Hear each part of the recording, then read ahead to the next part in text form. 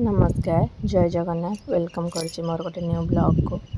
आज बनैबा पटल बरा से प्रथम किसी पटल को नहीं जाइली ताको एमती छोट छोट पीस कर काटी नहीं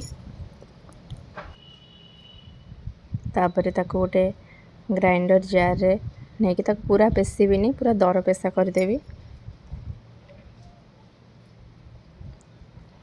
गोटे ग्राइंडर जार नहीं कि प्रथम से पटल को मुझे देती से किसी रसुण आ कि अदा आ दुटा कंचा लंका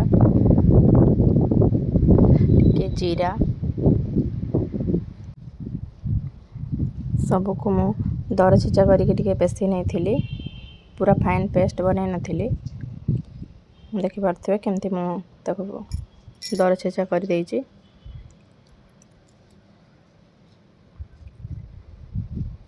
तापर से किसी काटिकी रखि पियाज को मुझे देदेवी। तापर से स्वाद अनुसार लूण हलदी गुंड लंका गुंड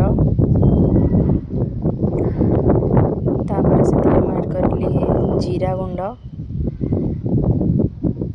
और किसी धनिया गुंड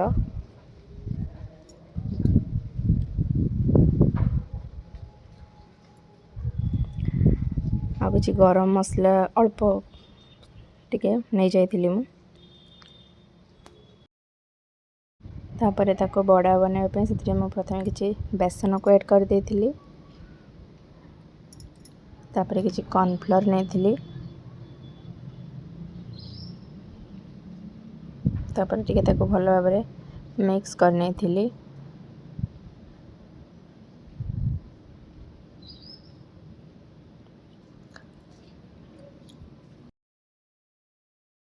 तापर से मुझे चाउल गुंड को ऐड कर नहीं चाउल गुंड देले तार टेस्ट भी भल आसीबो किसी चाउल को गुंड करके दे देइथिली। तापर ताको भल भाव एमती मिक्स कर नेली। तापर से किसी भृसंग पत्र को मुझे ऐड कर नहीं भृसंग पत्र पकेले तो स्मेलटा भी बढ़िया आसीबो। तापर मुझे गोटे कढ़ाई बसैकी किसी तेल गरम कर नहीं बे तेल गरम हो आसलानी तेल गरम है से रखिदा पेस्ट को एमती करके बड़ा बन नहीं ताको तेल दे देइथिली। ताको टिके मीडियम आंच करके ताको फ्राए करथिली नहले सब पोड़ी जीवो।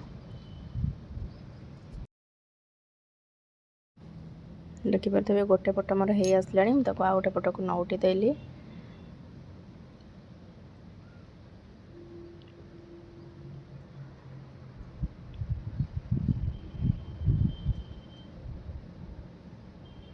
एबे देखंतु बड़ा पूरा पूरी मोर रेडी हो गलानी पूरा क्रिप्सी क्रिप्सी हम खाइबा को भी पूरा मस्त लगे। एमती भाव में मु सबू को कर नहीं बड़ा को बनई नहीं एमती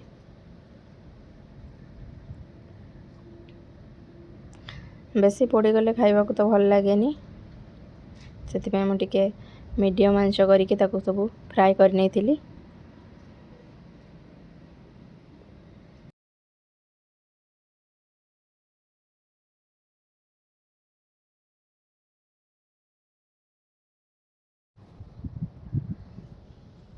एबे मोर सब बड़ा रेडी हो जाइथिला।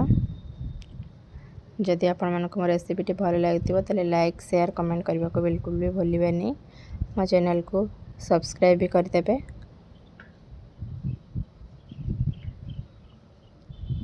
देखंतु बड़ा पूरा नरम भी हेतिला खाइबा को भी टेस्टी लागिबो।